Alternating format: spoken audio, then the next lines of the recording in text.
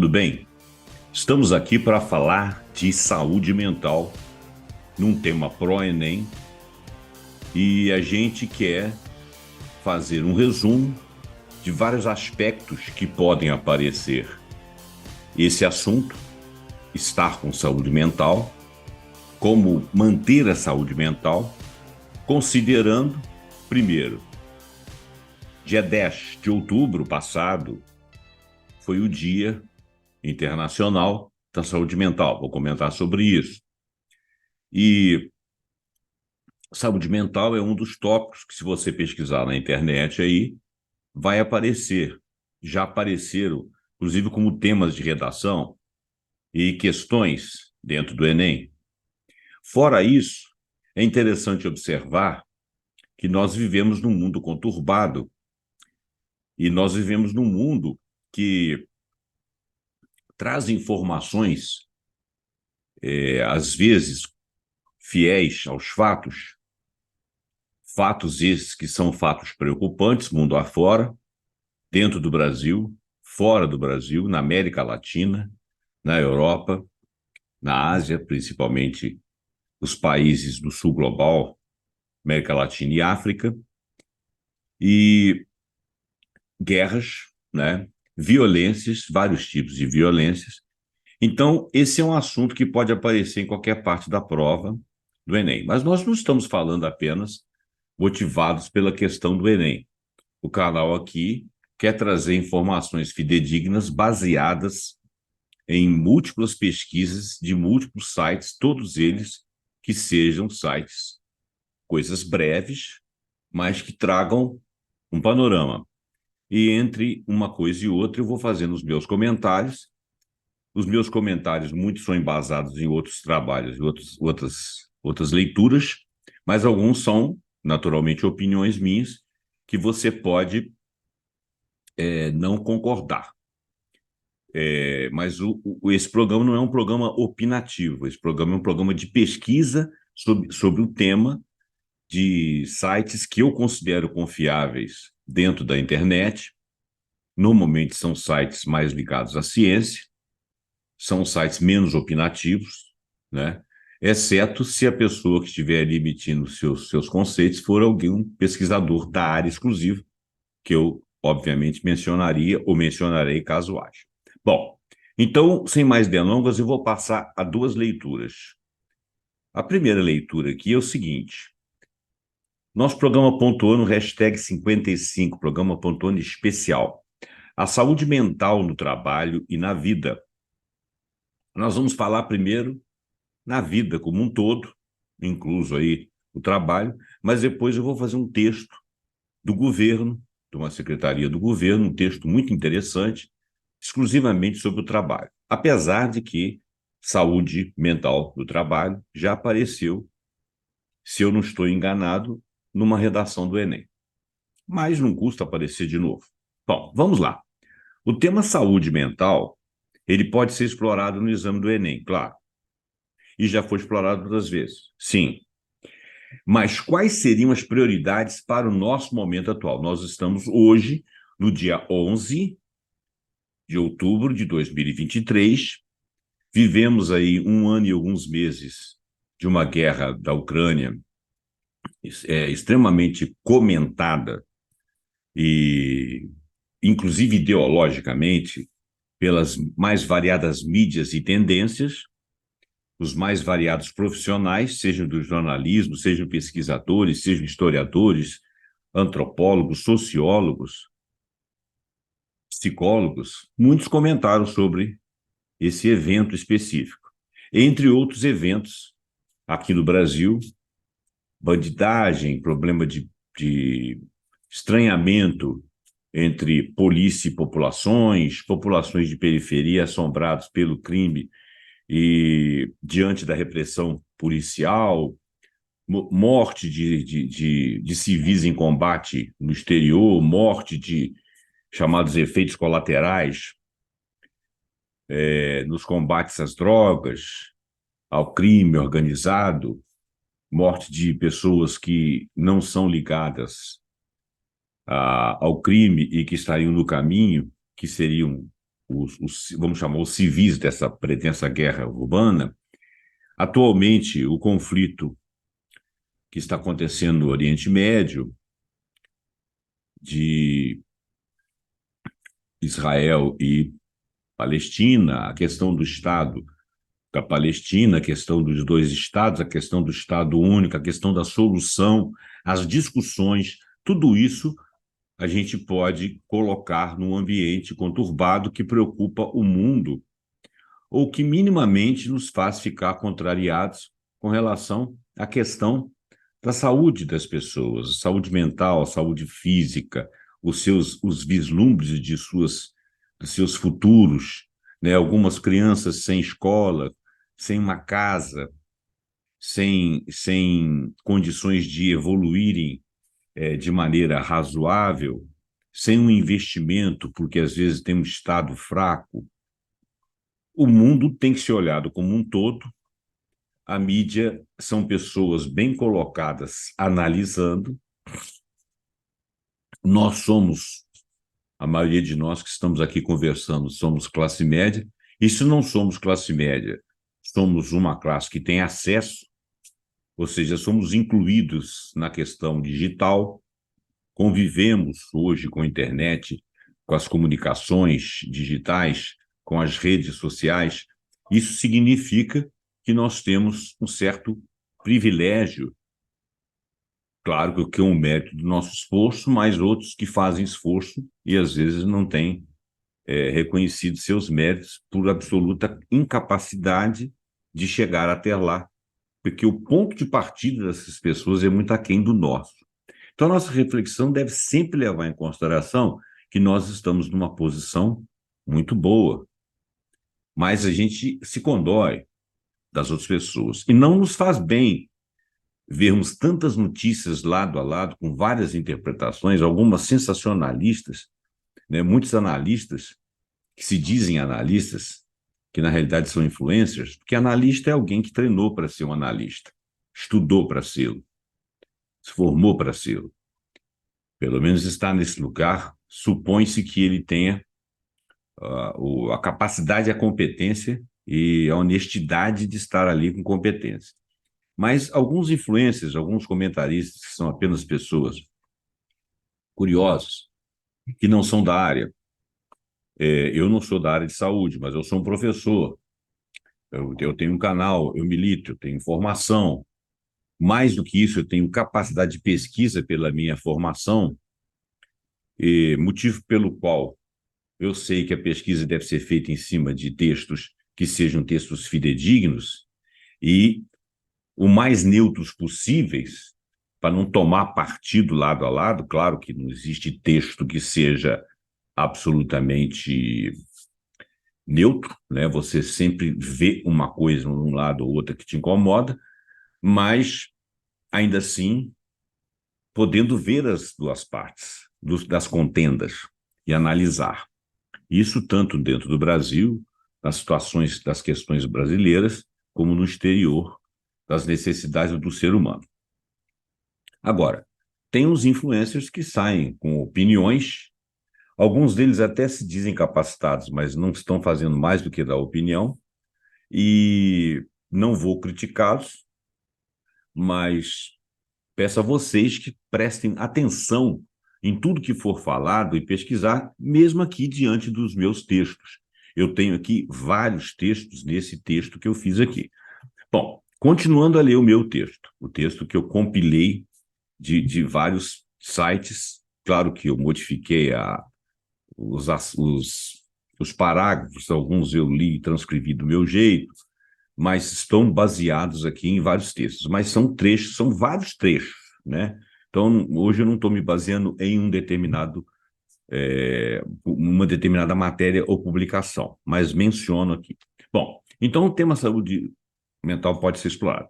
Em tempo, aproveitando a proximidade de ontem, hoje estou no dia 11 de outubro aqui falando com vocês, no dia 11 e 10 de outubro, o Dia Internacional ou Mundial da Saúde Mental é comemorado neste 10 de outubro que passou. Anualmente, muito mais do que celebrações ao redor desta data, muitos eventos e campanhas de conscientização são feitos a respeito da importância de cuidarmos de nossa saúde mental. Óbvio. Claro, esta é uma agenda contínua e todos os anos vão aparecer ou vai aparecer considerando os temas mais relevantes em questão. Cada ano tem os seus pontos mais relevantes. Mas existe uma agenda comum a todos os anos. Nós vamos passar por tudo isso nesse texto, que vai tentar ser o mais sintético possível. Aliás, o Dia Internacional da Saúde Mental ele é celebrado anualmente, conforme eu disse, com o objetivo de conscientizar e promover a importância da saúde mental em todo o mundo, que eu também disse. Esta data ela foi estabelecida em 1992 pela Federação Mundial de Saúde Mental, que é o World Federation for Mental Health, em parceria com a Organização Mundial de Saúde, OMS, e visa destacar questões relacionadas à saúde mental, reduzir o estigma, encorajar o acesso a recursos e tratamentos adequados onde se fizer necessário, ou políticas que possam mitigar problemas que apareçam, ainda que não sejam descritos dentro da ciência médica, mas que sejam comoções do indivíduo face às questões ambientais, às questões do nosso ecossistema humano e dos vários nichos mundo afora, com os quais nós convivemos. O mundo hoje é globalizado principalmente em notícias, e a gente sabe que a gente começa a ter um olhar para o sofrimento de terceiros, quando nós, às vezes, não temos esse sofrimento e passamos a sofrer à distância. Isso é essencial. Afinal, além da necessidade de nós cuidarmos de nossa saúde mental, dos grupos, individual, da nossa família, do nosso país, do nosso estado, município, saúde física, inclusive, porque se você estiver submetido a uma intempérie qualquer ambiental, isso pode repercutir na sua psique, né? Então, é importante que nós entendamos, sejamos empáticos com as situações de outras pessoas ao nosso derredor, já que se trata de uma questão de saúde pública brasileira, municipal, estadual, mundial, né?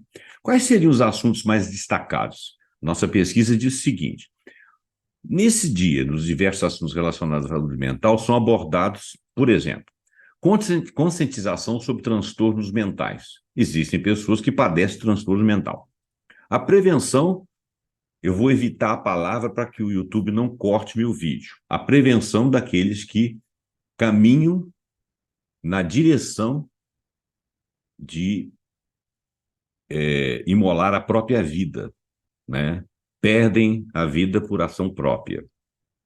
E tem uma palavrinha, que é pequenininha, que eu não gostaria que aparecesse. Eu vou evitá-lo o tempo todo, né? Tirar a própria vida. Bom, então, prevenção daqueles que pretendem ou que possam pretender, eventualmente, tirar a própria vida. A promoção do bem-estar emocional e psicológico.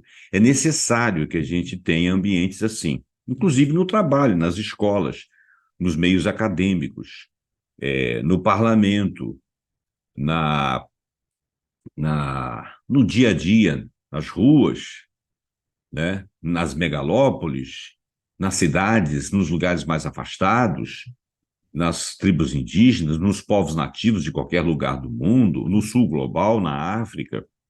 A promoção do bem-estar emocional e psicológico. A gente não pode querer só para si. O combate ao estigma em torno de problemas de saúde mental. Eu diria o estigma à saúde mental, mas eu diria também o estigma com relação a algumas deficiências. O estigma e a prevenção com condições de gênero, né?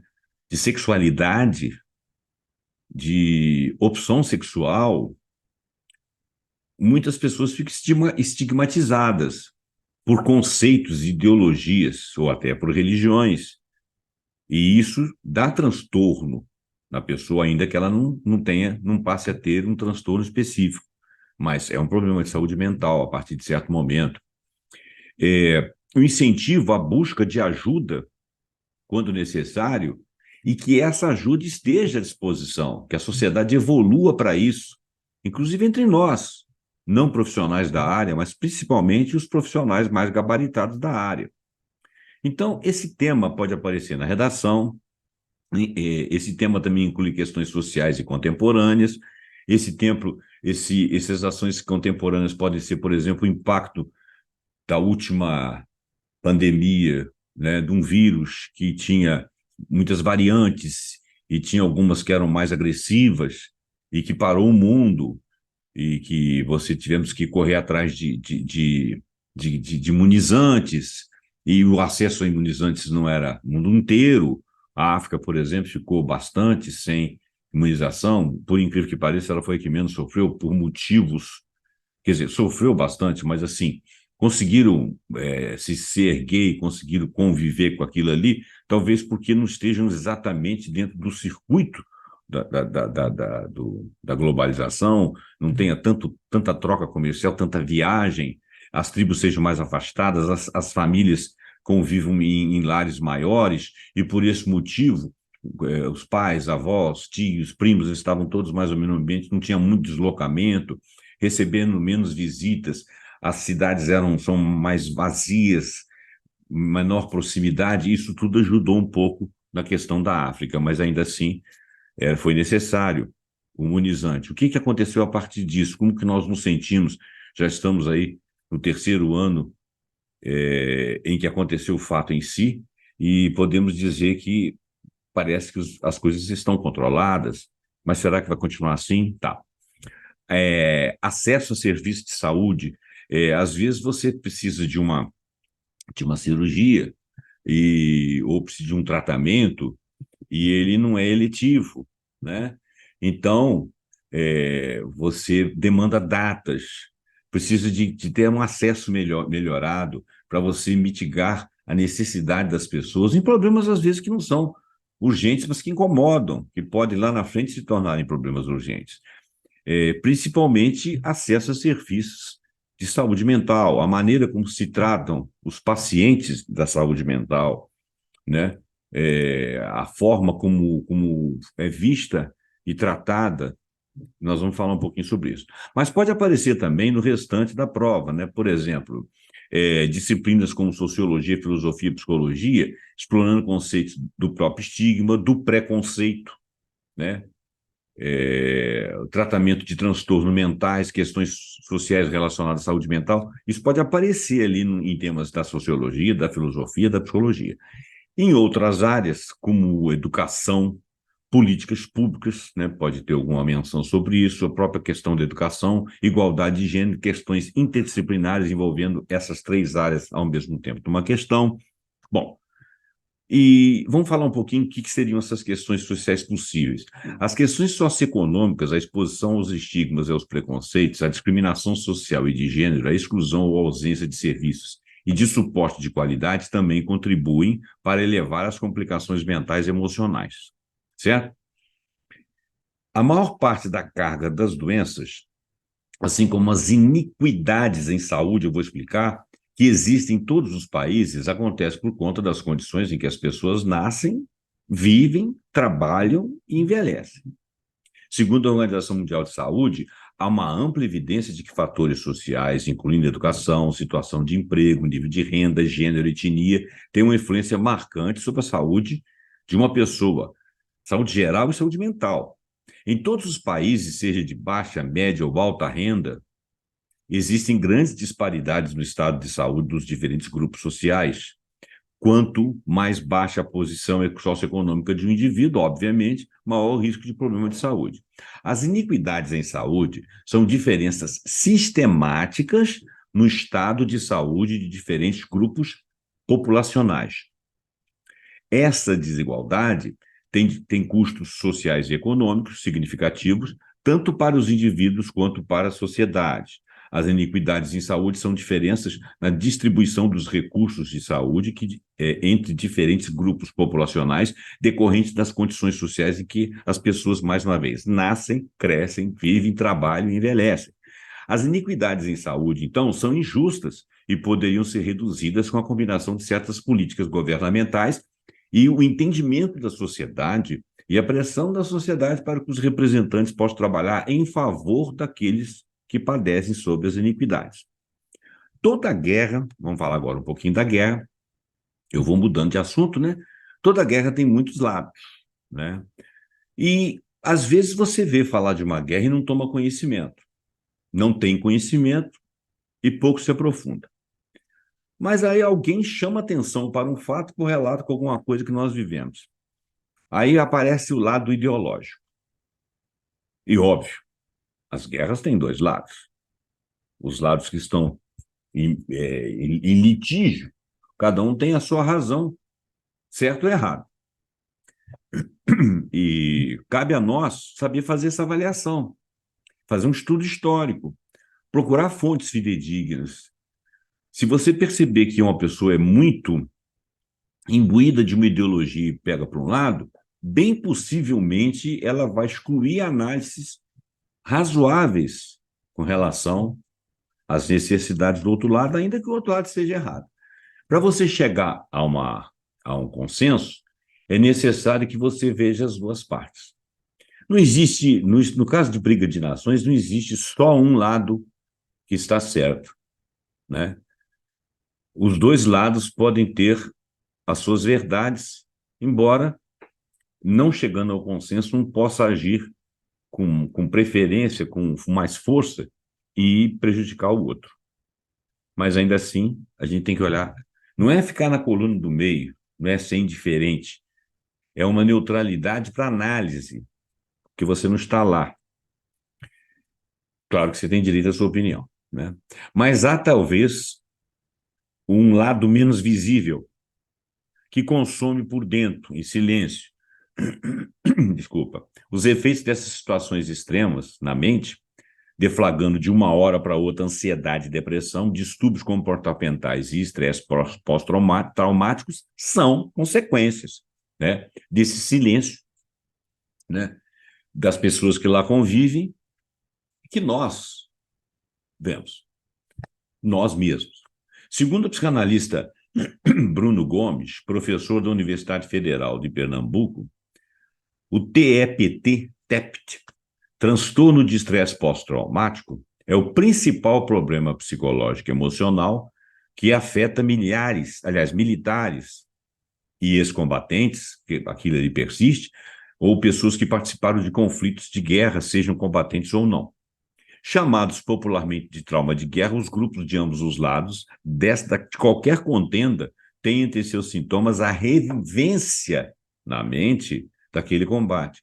Estabelece-se paranoias ou incapacidade de realizar atividades que antes conseguia no âmbito familiar, no âmbito social e no âmbito profissional. Essa pessoa fica muito prejudicada e ela começa a evitar o ambiente social. Essas pessoas tendem ao isolamento. No período da Segunda Guerra Mundial, diz o professor Bruno, um em cada 20 militares que voltavam do local de combate apresentavam sintomas relacionados ao estresse pós-traumático. Teve um estudo também do Departamento de Defesa dos Estados Unidos que mostra que 60% dos militares que estiveram, por exemplo, no Iraque, 60% dos militares que estiveram no Iraque tiveram algum sintoma de depressão grave, de transtorno de estresse pós-traumático, completa ele nas suas assertivas, nos seus resumos. Segundo a OPAS, que é a Organização Pan-Americana de Saúde, uma em cada 5 pessoas, ou seja, 22% de um total, que vivem em áreas afetadas por conflitos, tem depressão, ansiedade, transtorno de estresse pós-traumático, transtorno bipolar ou esquizofrenia. Olha bem, o transtorno bipolar, ele emerge de alguém que tem uma tendência, a esquizofrenia é a mesma coisa. Agora, o transtorno de estresse pós-traumático, não, ele é causado pela causa local. Não vou fazer digressões sobre isso, não sou da área de saúde mental. Mas do que eu sei, o transtorno bipolar, ele emerge a partir de uma tendência. Se eu estiver errado, deixe aí no comentário, porque vai servir de ajuda para as outras pessoas. A esquizofrenia da mesma forma, né? A pessoa precisa de ter uma personalidade esquizoide para que, diante de uma certa situação pessoal ou ambiental, ele desenvolva a esquizofrenia. Bom, então o transtorno, 22% são afetados por conflitos como depressão, ansiedade, transtorno pós-traumáticos bipolar ou esquizofrenia, constata a análise de 129 estudos em matéria publicada no dia 11 de junho de 2019 na revista científica The Lancet. Além disso, cerca de 9% dessas populações sofrem com condições de saúde mentais moderadas e graves. Os números são substancialmente mais altos do que a estimativa global para essas condições de saúde mental na população em geral, quando você não tem o estresse necessário, que é de 1 em cada 14 pessoas. Então, é como eu disse, aflora as tendências ou criam-se problemas em pessoas mais susceptíveis.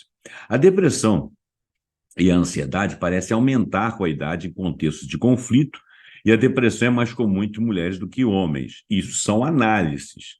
Essa mesma análise ela pode mudar numa determinada circunstância. A violência, agora nós vamos falar de violência, ela é histórica. Sim, infelizmente ela é histórica. Cada sociedade, dentro de épocas específicas, apresenta formas particulares de violência. Cuidado que violência não é só agressão, não. Por exemplo, há uma configuração peculiar de violência social, econômica, política e institucional no Brasil, mas existe uma também na China, na Holanda, etc. Da mesma forma, a violência social, política e econômica da época colonial brasileira não é a mesma que se vivencia hoje, num mundo que passa por grandes transformações. Pode até ser um dos insumos da atual violência, mas hoje o Brasil tem outros acontecimentos, outras transformações, que a violência eclode por outros motivos, não apenas do nosso passado colonial, embora ele seja presente. Há formas de violência que persistem no tempo e se estendam por quase todas as sociedades. É o caso da violência de gênero, sobretudo do homem contra a mulher, que se fundamenta nos papéis diferenciados por idade dos adultos contra as crianças e contra os idosos, e das diferentes formas de discriminação de raças. Por que entre parênteses? Porque só existe uma raça humana, não é correto falar raça branca, raça negra, raça amarela, raça vermelha, nada disso existe, existe raça humana. Os diferenciais de cor e de aspectos étnicos são questões étnicas, né? E que mesmo dentro de uma determinada etnia tem subgêneros, subetnias, que são diferenciadas, né? Então, mas nós vamos continuar usando essa palavra raça pela facilidade de tradução do conceito do que queremos falar. Então, das diferentes formas de discriminação de raças, brancos contra negros, por exemplo, outros grupos étnicos contra, por exemplo, judeus, atualmente contra palestinos e contra árabes. Essas modalidades de expressão permanecem naturalizadas.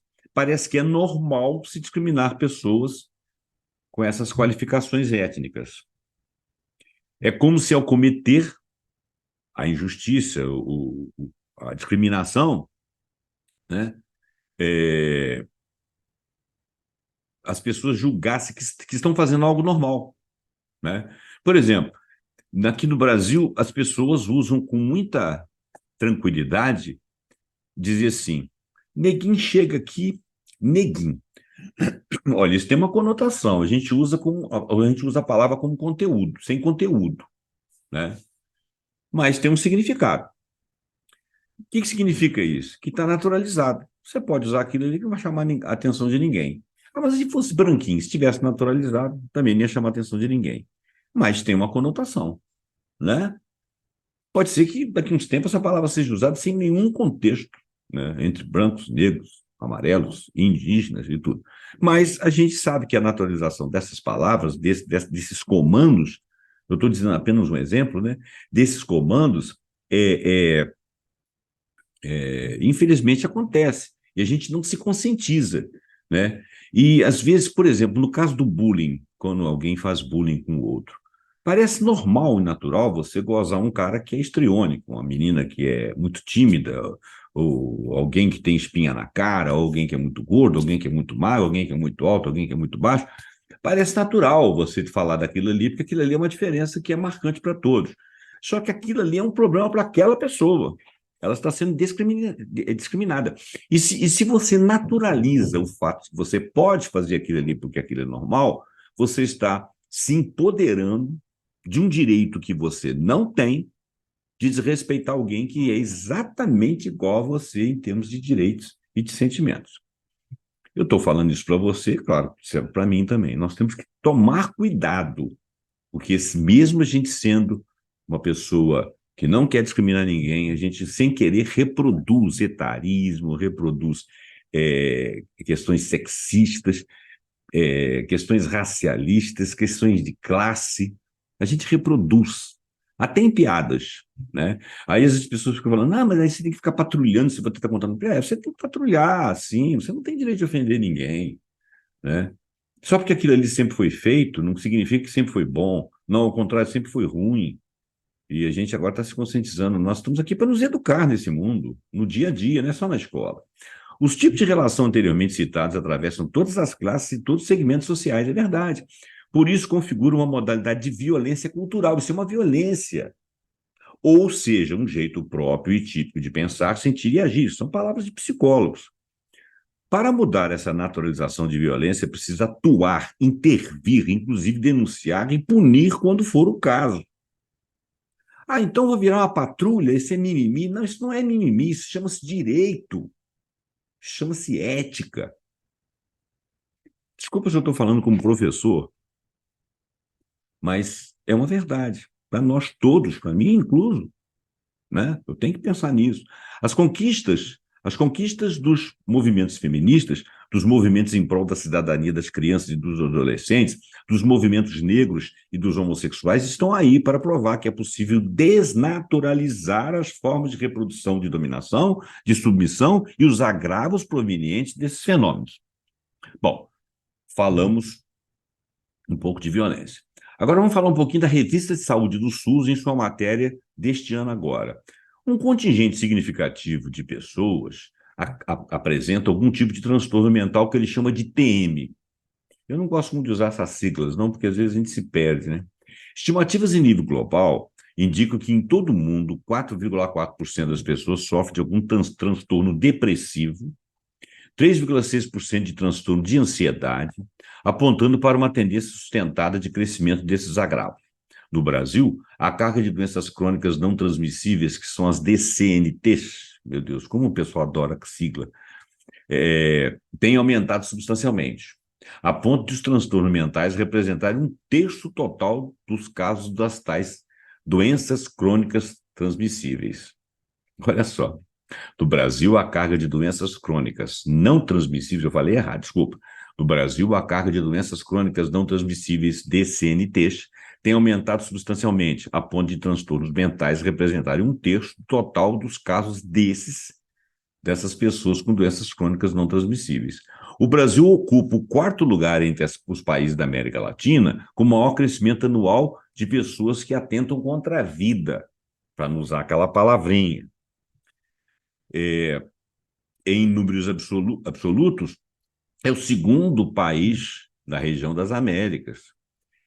Os transtornos mentais são relevantes pelos efeitos adversos diretos que produzem os impactos que geram na qualidade da vida das pessoas e da saúde das populações afetadas.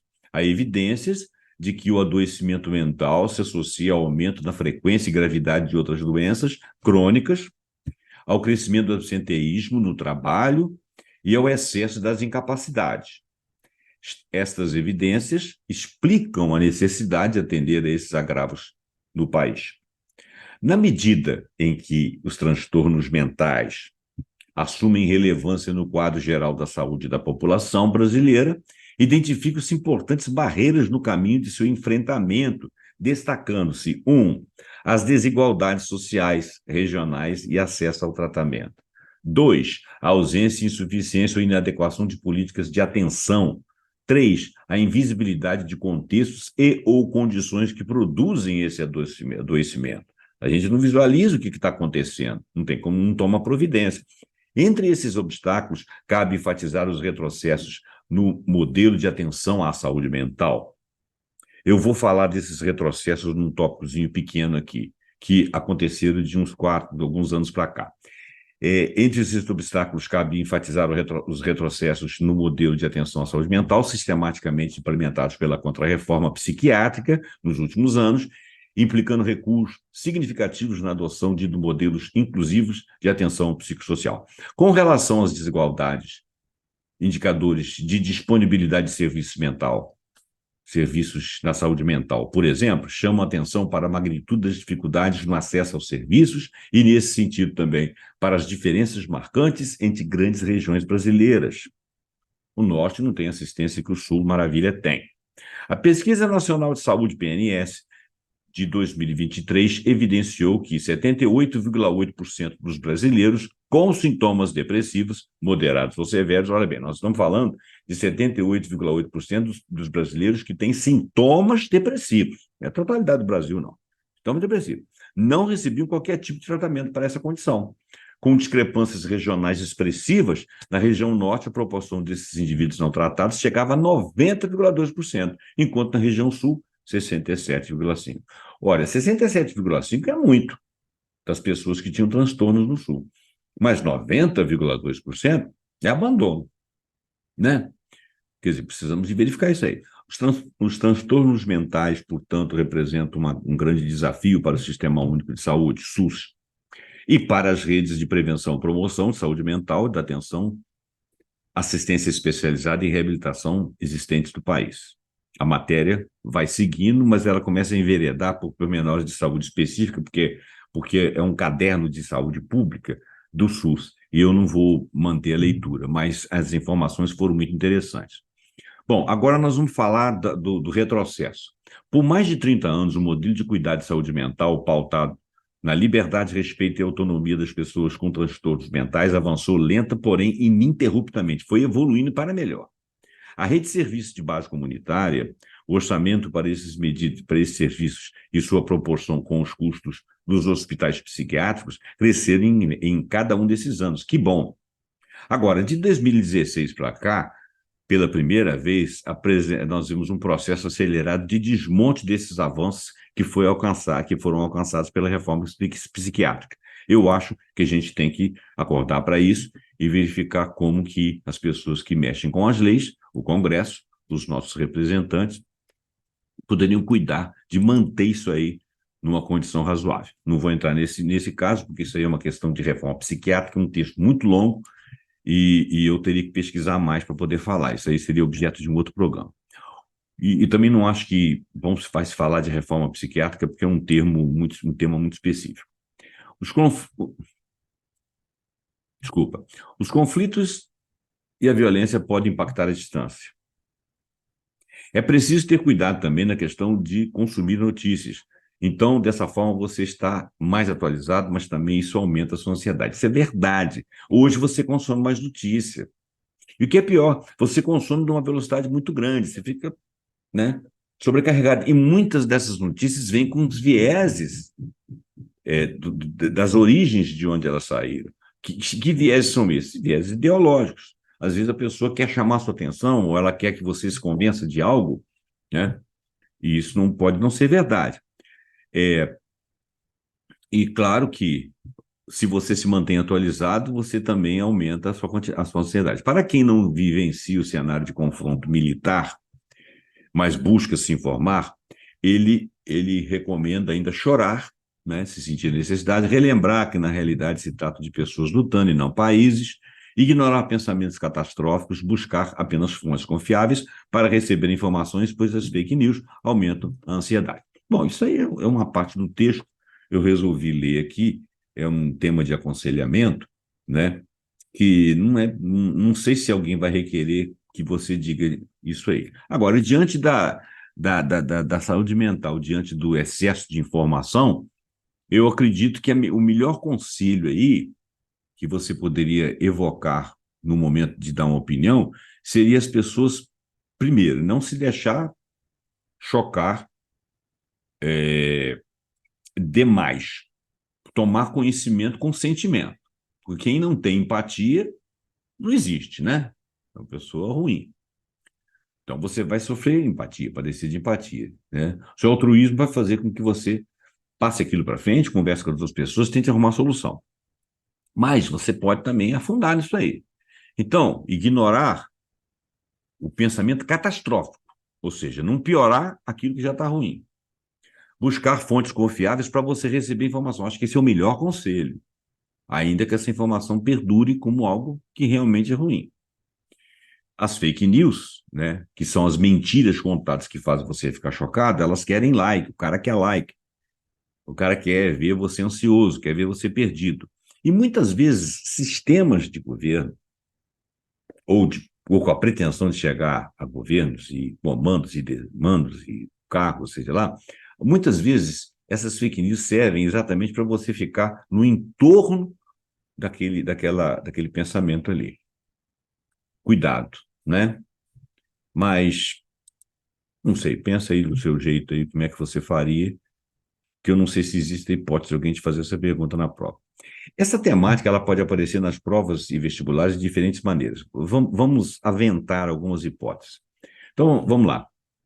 Impacto da pandemia na saúde mental. A pandemia da Covid trouxe desafios significativos para a saúde mental de muitas pessoas no mundo todo, questões relacionadas ao isolamento, ansiedade, depressão, estresse e estratégias de enfrentamento ainda podem ser abordadas. Eu acho que está um pouco distante isso aí, mas distante pelo tempo, considerando que além de não estar fora do convívio atual, nós podemos ter outras pandemias. Você pode ser convidado a falar de saúde mental com relação à questão da expectativa de outras pandemias, ou referendo à saúde. Estigma e preconceito. O estigma em relação aos transtornos mentais é um problema persistente. O Enem pode incluir questões sobre o estigma, como o estigma afeta as pessoas que sofrem de problemas de saúde mental e como pode ser combatido. Esse é outro tema. Um outro tema que pode, uma forma que pode aparecer é acesso a serviços de saúde. Eu acho isso aí muito importante. O acesso a serviços de saúde é um tema relevante. Questões relacionadas à disponibilidade de serviços, custos, barreiras geográficas e importância de tornar a assistência em saúde mais acessível podem ser exploradas. Saúde mental na educação. O ambiente, né? Um bom tema. O ambiente educacional pode ser estressante para muitos estudantes. O Enem pode abordar questões sobre estresse acadêmico, a pressão dos exames, a importância do apoio emocional nas escolas e estratégias para promover saúde mental dos alunos, pressão no meio acadêmico, TCC, quem faz sabe que é complicado, datas, bancas examinadoras, falta de tempo, corrida, às vezes você não está dentro do tema. Então, claro, tudo isso tem que ser pensado, mas principalmente o ambiente da escola, né? A maneira como são conduzidos os trabalhos, o tipo de professor que você tem, o tipo de colega, a situação geográfica da escola, a situação daquele estado, daquele município, tudo isso tem que ser considerado no momento da aprendizagem, porque a escola ela não traz apenas o conhecimento técnico específico daquilo que você está estudando, ela é um ambiente de socialização, um ambiente de reflexão, um ambiente de conhecimento, que instrução não é a mesma coisa que conhecimento, né? Mudando. Equidade e saúde mental. Questões de equidade podem estar relacionadas à saúde mental, abordando os fatores como gênero, raça, classe social, orientação sexual, pode afetar o acesso a cuidados de saúde mental e experiência de transtornos mentais. Olha bem, às vezes, uma pessoa que é homossexual e que é afetada pela sua maneira de ser, sem que ela perceba, ou propositalmente, não sei, ela pode ser discriminada e ter menos acesso. As pessoas podem não levá-la a sério, dependendo daquele que você acessa a maneira como ele pensa. Isso não é uma coisa legal, né? Os profissionais têm que atender a todos, né? Aquele negócio de falar, isso é frescura, né? E quando a pessoa não tem um gênero diferente, você também chamaria de frescura, né? Poderia chamar, mas não é assim. Então, equidade, né? Aquela coisa, todos têm a mesma necessidade, têm o mesmo tamanho. Resiliência e bem-estar emocional. O Enem pode explorar a importância da resiliência emocional, o autocuidado e desenvolvimento de habilidades emocionais para manter o bem-estar mental. Gente, resiliência é a capacidade de você passar por uma coisa conturbada e voltar ao prumo, né? É um conceito que eu sou físico, né? Um conceito que vem da física, o material que verga, né? Não fica amassado ou quebra, depois ele volta à sua posição original, ele é chamado de resiliente.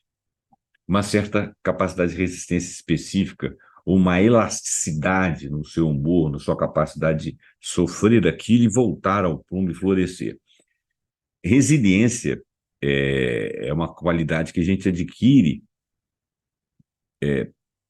a gente tem que trabalhar em si mesmo, né? e na convivência promover. Bem-estar emocional é fruto de uma resiliência adequada. Mas estuda você isso aí, dá uma lida sobre isso aí, vê como que você se situaria para falar sobre isso. Prevenção daqueles que atentam contra a própria vida.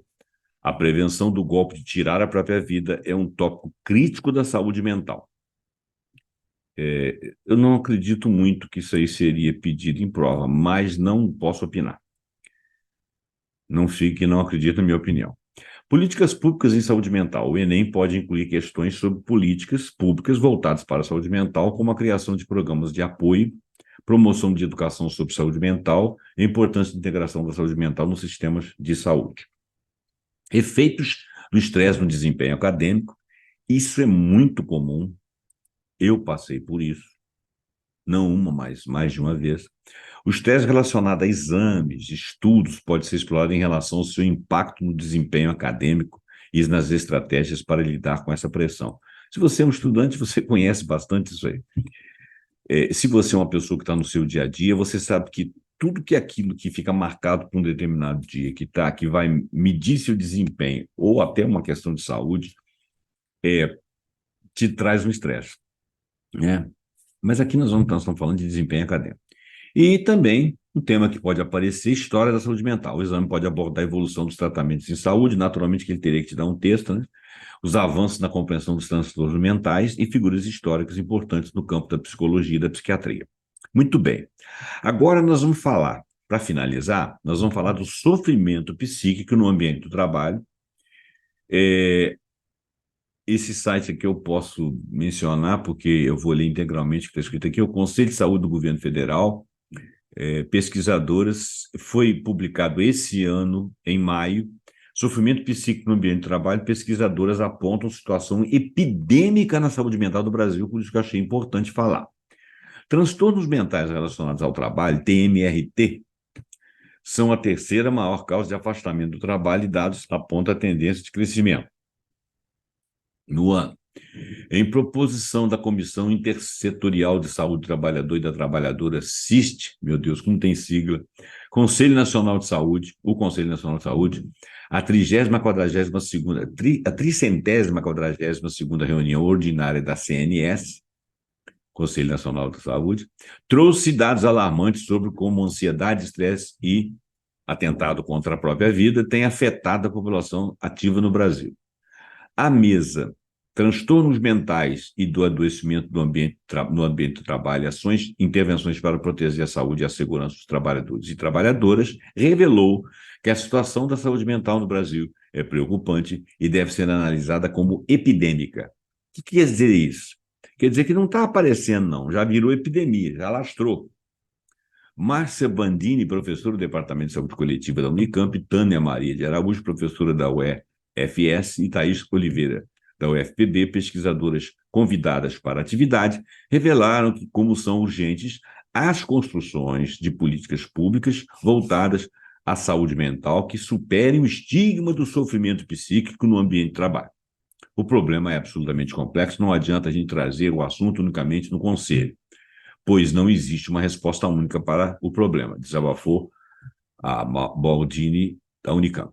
Pesquisa Nacional de Saúde, PNS, realizada no Instituto Brasileiro de Geografia e Estatística, IBGE, em 2019, apontou que 10,2% das pessoas com 18 anos ou mais receberam diagnóstico de depressão.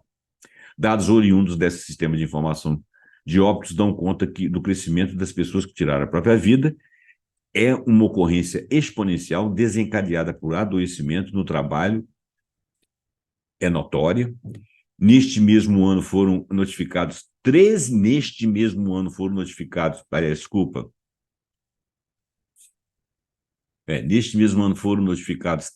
mil atentados contra a vida no país, sendo que quase 12 mil casos em populações entre 14 e 65 anos.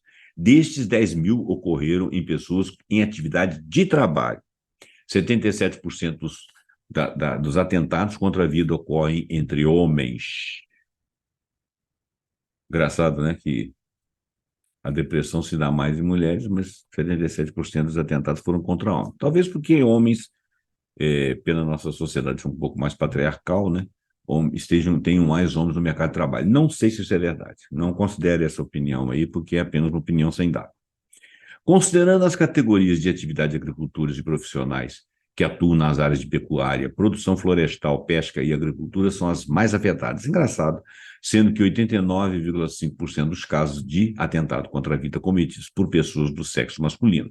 Mais uma vez. Policiais, bombeiros e agentes carcerários seguem no ranking, seguidos por trabalhadores da enfermagem, da construção civil e de transporte. Os transtornos mentais relacionados ao trabalho são a terceira maior causa de afastamento do trabalho e dados apontam tendência de crescimento, segundo Tânia Maria de Araújo, pesquisadora da UFS. Trata-se de uma situação que tem o desenho claramente definido de uma epidemia e nós precisamos de enfrentar o problema. Para Thaís Oliveira, do FPB, os dados não traduzem a realidade da situação, uma vez que existem subnotificações dos casos, ocasionada pelo medo e pela falta de acolhimento que o trabalhador enfrenta. E essa falta é grande. Ela está querendo dizer o seguinte, que a coisa deve ser pior. Se isso apareceu, e sabendo ela que tem subnotificação, deve ter muito mais gente. Há medo e receio da culpabilização pelo sofrimento em termos individuais, e isso historicamente gera a invisibilidade da situação. Por isso que ela supõe que haja subnotificação. Os trabalhadores e trabalhadoras têm sido vítimas de assédio moral constante, e isso precisa ter um fim. Um bom tema aí, assédio moral. Enquanto politicamente precisamos chegar na gestão, e essa gestão não pode ser particularizada, deve ser baseada na promoção de saúde, não na promoção da doença, ou seja, a gente vai se antecipar para ter saúde e não resolver os casos que já adoeceram. Pondera Thaís, que refuta também a naturalização e a romantização do estresse. Né? Eu estou com estresse, e pá. Não, você está com estresse, vamos tratar disso, vamos sair do estresse. Por meio das representações sindicais de controle social e das universidades, é possível resgatar os coletivos de trabalhadores como protetivos também de saúde mental, proporcionando espaços seguros e escuta e diálogo. Por outro lado, há uma boa maturidade na área de saúde mental do trabalho, onde há um corpo sólido de evidências associadas aos fatores ligados ao adoecimento no trabalho. Como propostas, pesquisadoras sugeriram a elaboração de políticas públicas que garantam a saúde mental nos espaços organizacionais e também no SUS, promoção e a formação de gestores públicos e privados, com foco na saúde do trabalhador, fortalecimento de coletivos e das entidades de representação trabalhistas, a criação de espaços de acolhimento, ou seja, denúncia, né? Alguém percebe que o cara está assim, a denúncia é moda de falar. Notifica, chama atenção, diz que está acontecendo, e o aprimoramento da rede de saúde mental para que, de fato, ela esteja preparada para receber esses pacientes. Assiste, CISTT, que eu falei em cima, foi também convidada a endossar o movimento de criação do Observatório Nacional de Saúde Mental e do Trabalho. A ideia é formar um agrupamento de vários órgãos que estão já estabelecidos e atuantes no campo da saúde mental e do trabalho para que produzam insumos para uma política nacional focada nesta pauta. Olha só, essa matéria é uma matéria de consulta, né? Ela tocou em alguns pontos interessantes aqui, que você poderia sacá-los para pesquisar como que você falaria do sofrimento psíquico no ambiente de trabalho. Porque já que apareceu saúde mental no trabalho, pode ser que apareça sofrimento psíquico, pode ser que apareça como evitar essa situação epidêmica, ele te dá um texto e você avalia, te dá esse texto e você avalia. Bom, gente, então, eu acho que eu falei muito, acabou que o vídeo ficou longo, eu não gosto que o vídeo fique longo, porque eu sei que você fica com má vontade de ver, mas agora ele já está pronto, né? Eu te agradeço a sua posição até aqui, já fiz vários vídeos, uns que estão escritos pró-ENEM, outros que são pró-ENEM, mas que eu não escrevi. Eu tenho vários vídeos desses últimos aí que você pode avaliar, todos eles são temas, quase todos eles são temas que você poderia encontrar numa prova. Por quê? Porque são ações do dia a dia, são conhecimentos necessários, são coisas que eu acho interessantes e que eu acho que os meus ouvintes aqui vão achar também. Então, eu te agradeço a sua paciência, a sua presença, deixe seu comentário, deixe seu like, para você me ajudar a promover o canal. Meu interesse é mostrar as pesquisas, o tanto que eu estudo, para que você tenha um resumo dos conhecimentos